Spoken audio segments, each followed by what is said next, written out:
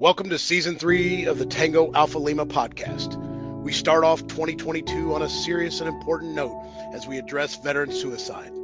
Numbers are quoted, 22, 20, 19 a day, but numbers aren't the focus of this four-part series because even one veteran suicide is too many. This week, our host and guest explore solutions, tools that have helped them keep one veteran or many from taking their own life. American Legion members, posts, and service officers are heroes on this front. Please share these episodes, these success stories with veterans and families, especially those who may be at risk. This is a special series of the Tango Alpha Lima podcast. All right, welcome to today's episode of Tango Alpha Lima during Suicide Prevention Month. I'm Jeff Dalen. I'm here with Ashley. How are things in DC? Things are rather calm. Okay. Rather calm. Very peaceful. A little chilly is what it is. It's fall weather on the East Coast, which is amazing. All right. Well, today is the second episode in our mini series on veteran suicide. Our guest today is from the Department of California. He's an Air Force veteran, Jeffrey Freeman. He's a member of the Clinton McCausland American Legion Post 190 in Ripon, California. And he's also the California District 11 adjutant. Jeffrey credits the American Legion for saving his life nearly a decade ago and wants to share his story in hopes of helping other veterans who may need support. We will be back with Jeffrey Freeman and his story after this break. The American Legion is Veterans Strengthen America. We're in your community, supporting veterans, service members, and their families, enriching the lives of young people and promoting citizenship and patriotism. Our members are passionate about these core values. Help strengthen America by joining the American Legion today. For more information, go to legion.org/join. All right, Jeffrey Freeman, we have just introduced you and now we all see you. We so appreciate you being here. I hope you're having a great day today. Yes, I am, Jeff. Thanks. All right. And we are going to start out because you have a compelling story. We're going to do this in two sections. I'd love for you to tell the story of why you thought it was important for you to be here today. Okay. Yeah, I'd be happy to. About 9 years ago, I was diagnosed by doctors with, on top of having back problems from my time in service, being thrown through a plate glass window.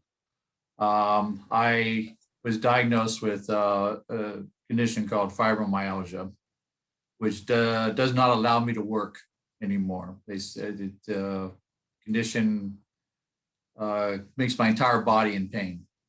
I couldn't even sleep at night with a sheet on me. It might hurt me. It would hurt my body, the sheet. At the time, they told me that I spent my entire life, from age about 14 working, and most of it preparing to try to be in law enforcement. I've taken care of my family, my wife, my son, and everything, paid the bills, and then I've been told I can't work anymore. I was, because of the condition I was in pain all the time, on heavy pain medications and others, and I was getting an hour and a half of sleep every 24 hours. So I was majorly sleep deprived. During this time period, I still wanted to work. My wife, my son, my parents were adamant that I couldn't work anymore because the doctor said I couldn't. I had a lot of fights with my wife about it over the time period. One day we had another fight about it where I wanted to work and she insisted I could not because it would affect my disability payments and so forth, or being able to get disability payments. And I walked out of the house and started walking down the country road that I live on. I live out in the country. And I was trying to figure out how am I going to be able to then take care of my family? This is not in my DNA not to. How am I going to help pay the bills? My son at the time was a sophomore in college. We were trying to pay for his college for him, so he wouldn't be stuck with bills out of college. And not being in my right mind, I happened to notice a big rig coming down the road. And I thought at the time, hey, I've got $50,000 in life insurance. That'll finish my son's college. That'll take care of the bills that we have outstanding, and my family will be taken care of. And as the truck came closer, I got right up against the road. And when I knew it was getting close enough, I closed my eyes and stepped in the middle of the road. And to this day, I have no idea how that truck missed me. Its wind blew me off the road and onto the side of the road into the ground. And I had to say, by the grace of God, he said, no, I've got something else for you, and pushed me aside. That's all I can say. You know, I have no idea how he missed me. I then gathered my composure and had a thought of reality at the time, and walked back to the house, went inside, got my car keys, walked out of the house, drove myself to the nearby hospital, and had myself declared 5150, which is a mental evaluation, and told them that I tried committing suicide. And from there on out, I was being taken care of by doctors. Wow. Ashley, you have the first question. Absolutely. Wow, it's incredibly heavy, and I appreciate you sharing that story with us. I think for myself and folks out there, it's resonating, and it's a tough conversation to just have out loud. And I'd want to ask you, as you went and checked yourself in and had initial conversations with your family, how was it received? Was your family able to support you in this time?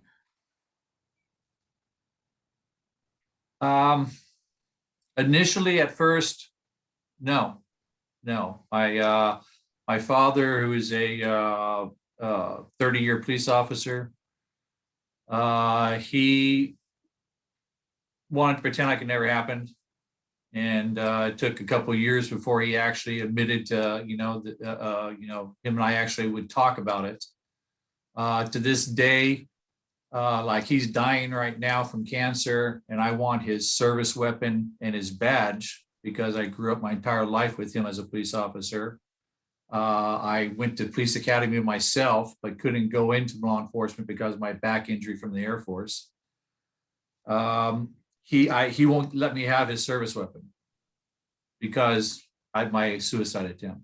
He's going to sell it on eBay or something, which has caused more friction between me and him. But my wife, my son never knew about it until recently. We kept it from him. He was in college in Reno at the time. He didn't know anything about it. We kept it from him until a couple of years ago. Then I sat down, I talked to him about it, and was 100% supportive. Him and I have had a very close relationship forever, and he was very supportive of it, and of course happy that I'm still here. My wife, at first, for the first year or so, I had problems with her in denial that I had attempted the suicide. I had a phase there with her also which caused me a lot of problems where my fibromyalgia can cause what they call fibro where I don't think straight at times, and it's when I have a flare up, and I can get upset, and when I get upset, I get loud, and she'll start calling me at that time a nut, crazy person, things like that, which were very hurtful at the time. That's why it's taken so long for me to come out. It took 9 years for me to finally come out with the story, because my wife has finally come with it also and understands everything, and all those hurtful things that she did at first, she doesn't do anymore. And she has apologized many a times to me about it. But at first, my family really wasn't there for me. No. Well, thank you for sharing. I'm happy to hear that, and what's that sage saying? Time heals all wounds, but when it comes to relationships and folks that you have to have conversations with every day, it can be very difficult to navigate that space. And I'm happy to hear that, you've been able to communicate, with your father, with your son. I'm happy to hear he is incredibly supportive, and that your wife has finally, come to terms with everything that has happened. And there's you know, suicide just doesn't affect one person; it affects the entire family. And the attempt is is it's. I'll toss it back over to Jeff. I don't know the exact date on that, but I am personally appreciative that that day was 21 and not 22, because you do a lot for California. We're going to talk about your Legion stuff after the break, but I don't want to force you to relive all this, but there seemed like there were a lot of ingredients in causing this. The physical pain that you wish you could make go away, the financial distress that you wish you could make go away, the removal of what you deemed as your most important purpose in taking care of your family, that you wished you could make that negative feeling go away. Was it a combination of the things, or was one thing more important? And when you went to the hospital, did they just watch you, or did they give you any coping mechanisms or things moving forward? Yeah, for me, the one thing, I had been living with pain since I got out of the Air Force. Since I had a back injury in the Air Force, I've been living with back pain and those type of problems for decades. The pain from the fibromyalgia at times was great, but I was living with it for 7 years before they finally diagnosed it, because it's just something that's undiagnosable. So those things weren't the major contributing factor. The major contributing factor to me was the not being able to provide for my family. Like I said, it's not in my DNA. I've been working since 14. I bought my own car at 16. My mother, when she was dying from cancer, I was taking her to her doctor's appointments and stuff like that. It's just not the way I was raised. And it just was very difficult for me to deal with not being able to provide for my family. They all said, well, I live on 2 acres, doing the yard work and all that's providing for the family. Well, to me, that wasn't providing for the family, because I wasn't bringing home a paycheck to help pay the bills and so forth. So that was the major contributing factor for me at the time, because it just wasn't in my nature not to be working and paying the bills for my family. Well, good. I mean, well, that's good to hear. I mean, that's not good to hear. What I want to get to before we leave this section is, do those notions of what your preconceived idea was of what your role is, right, for your family, has that altered or evolved in a way so that it's not as big of an issue anymore? Yes, it has, Jeff. Through when I checked myself in, they naturally immediately had me, meeting with the psychologist, and through counseling with them over the years, and understanding, more of my purpose, and they definitely say that my thoughts are true and accurate, in that way, but they help me figure out other ways that I am supporting the family and taking care of things and so forth. And it took some time for me to change my mindset, but I have in time changed my mindset, and I do realize, what I contribute now to my family and to the Legion.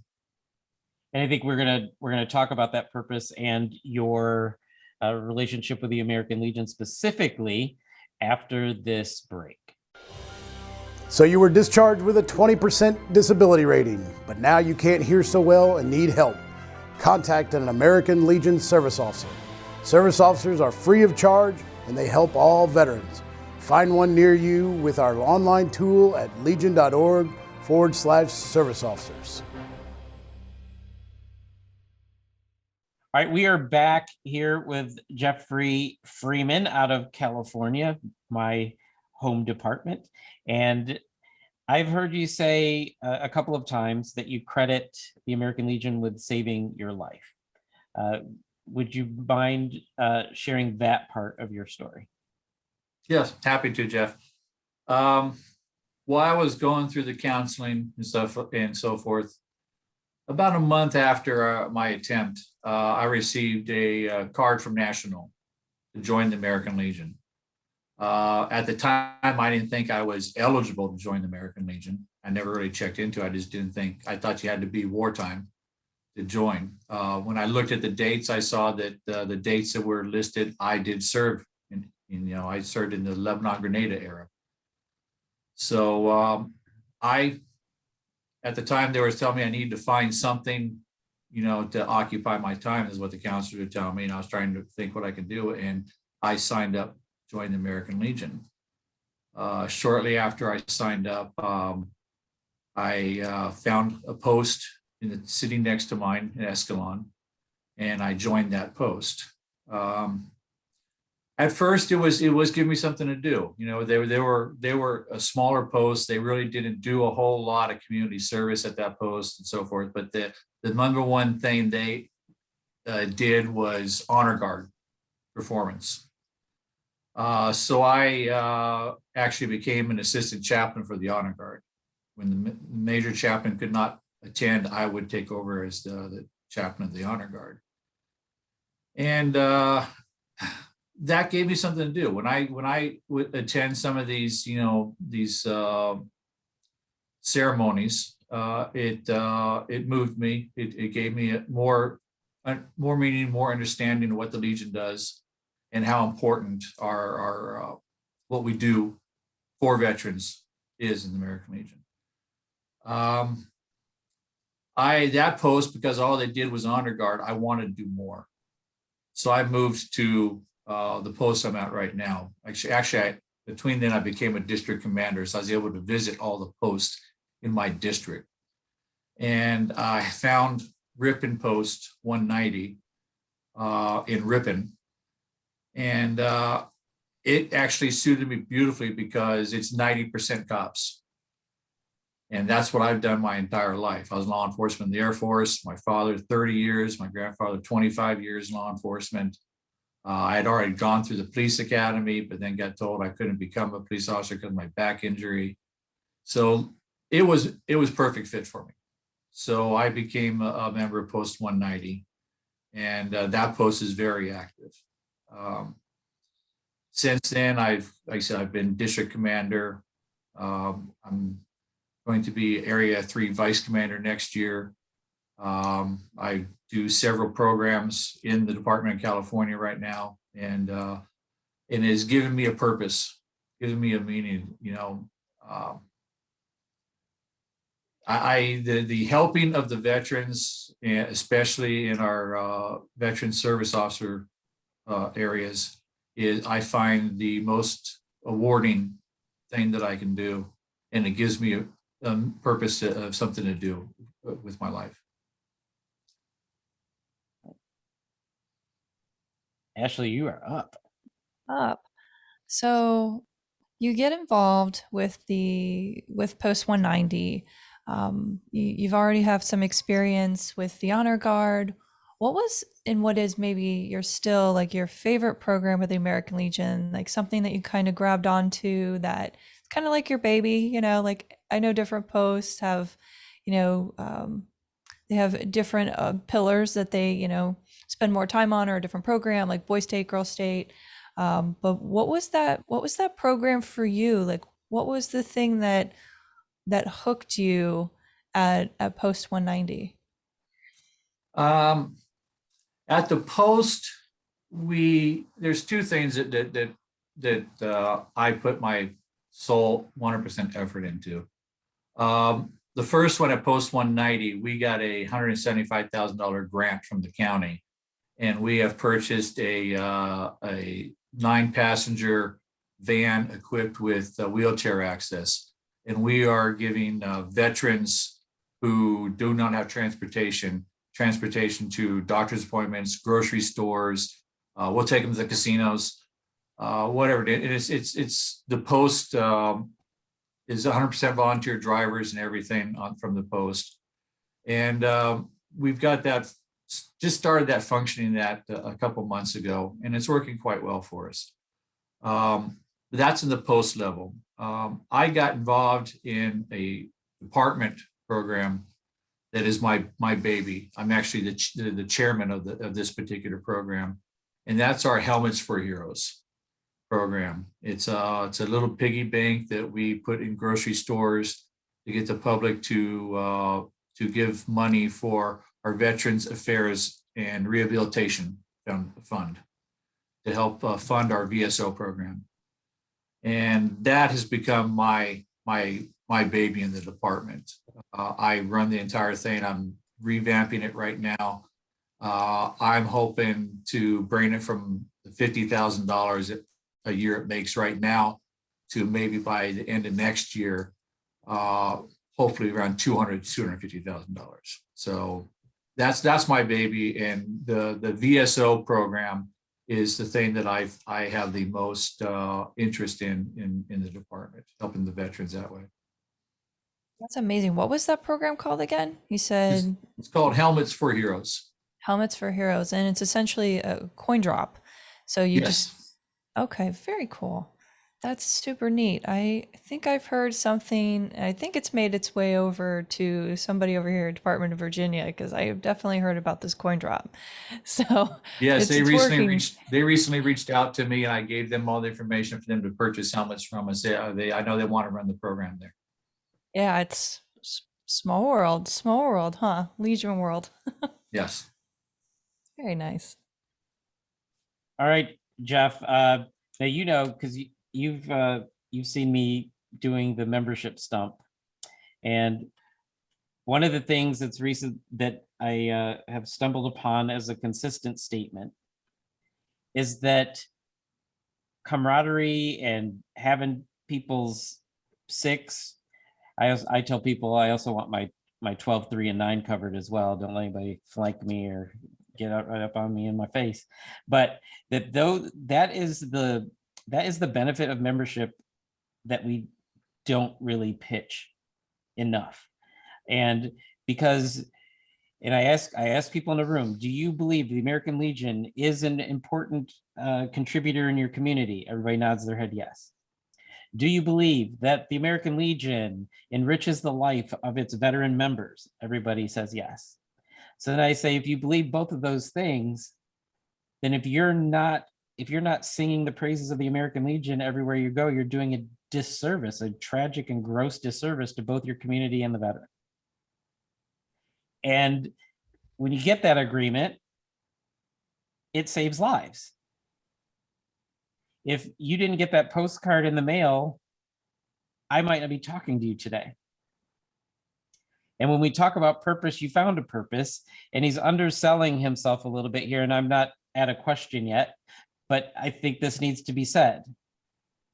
He doesn't just distribute helmets with a hole in the top for coins, and also we also like to say it takes money that folds as well.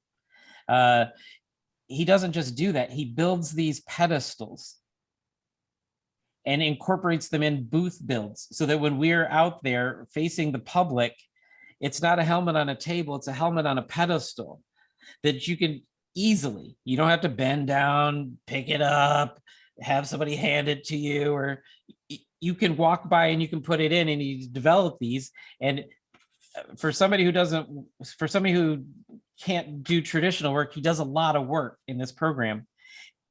And I would say that for you not thinking at one point you didn't think you're providing for your family. You're now providing for two.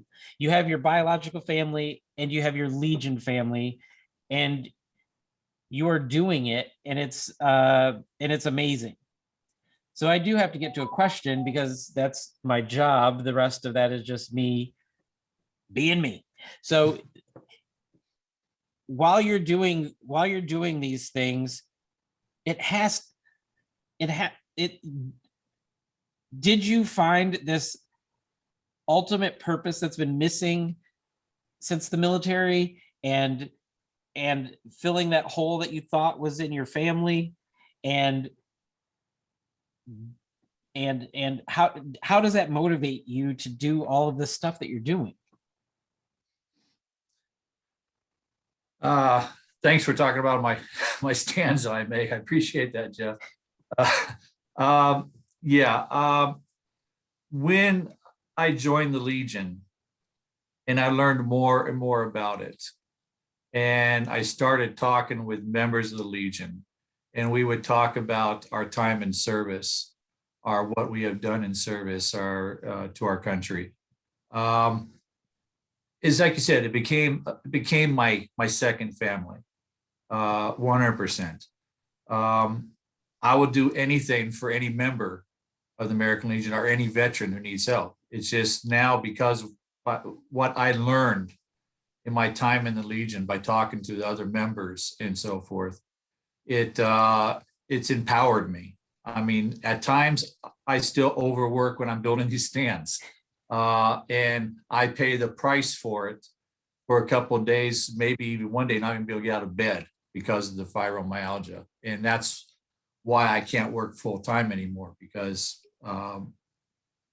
but I'm willing to take that pain to help my fellow veterans and the Legion itself.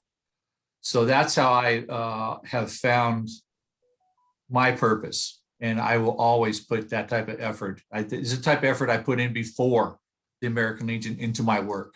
I had my own businesses. I was an entrepreneur. I had a roofing company for 20 years.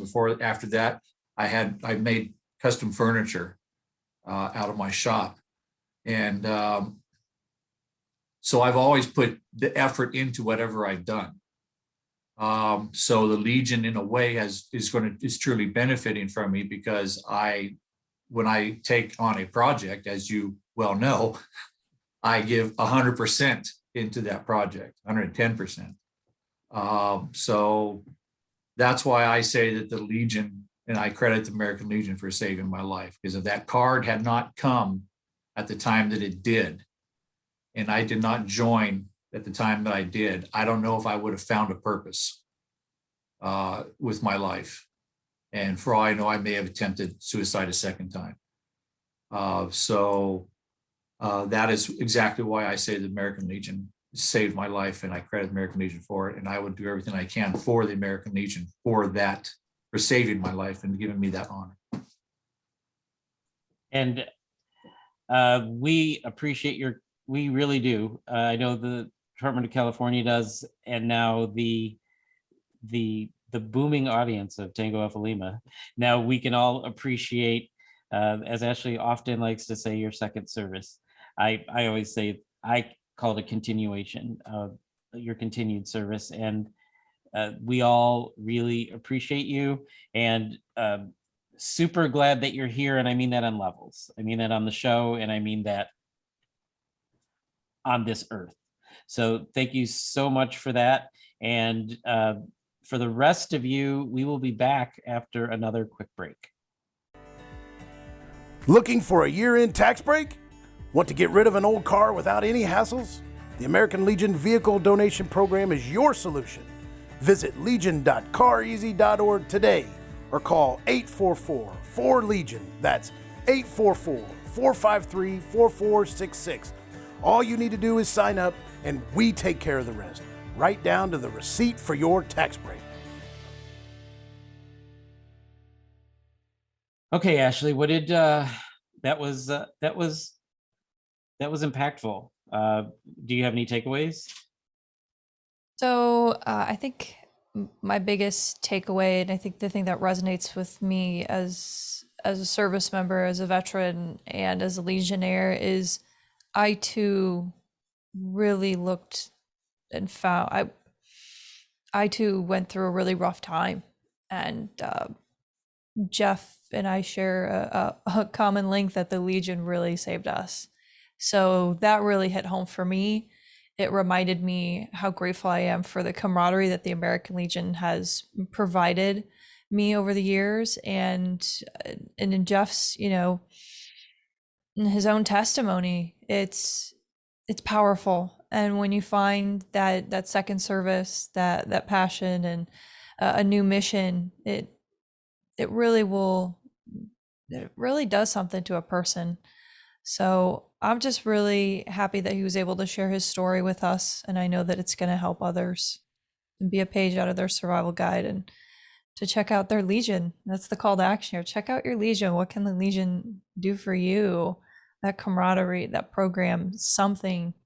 There's something for everybody in the family. So that was my takeaway.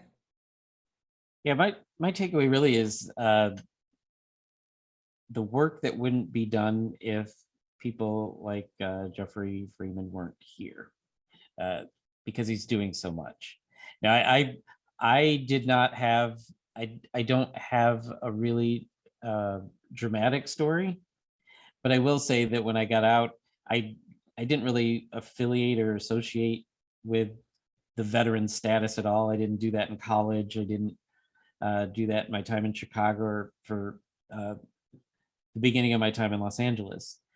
And I will say that even I can't say the Legion saved my life, because that would be disingenuous, especially to those who it actually did.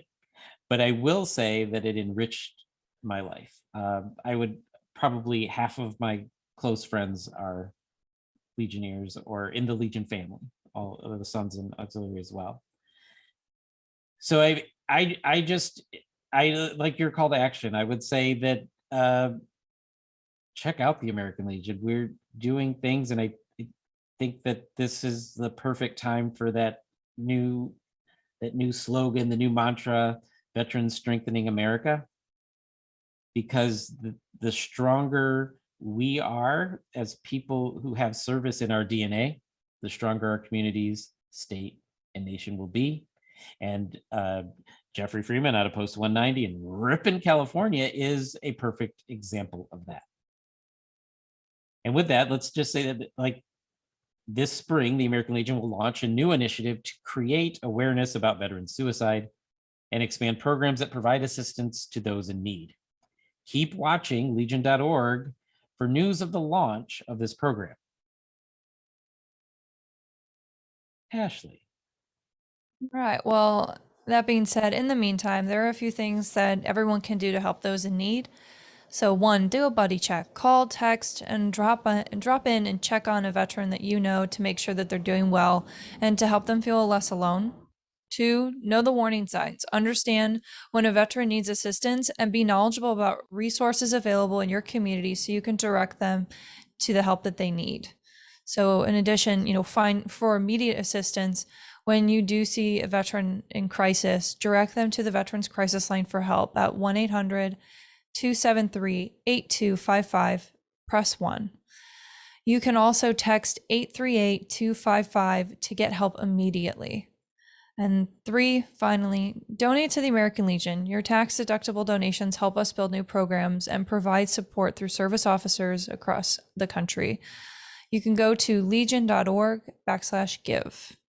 All right. And also remember to subscribe to us, Tango Alpha Lima, on Apple Podcasts, Spotify, YouTube, or wherever you consume podcasts. And while you're there, please review and rate us. And how many stars do we want? 5 stars, Jeff. 5 stars. Ashley and I agree. If you want to send us feedback, you can comment on YouTube or Facebook, or you can send us email at tangoalphalima@legion.org. Until next time, this is Jeff and Ashley.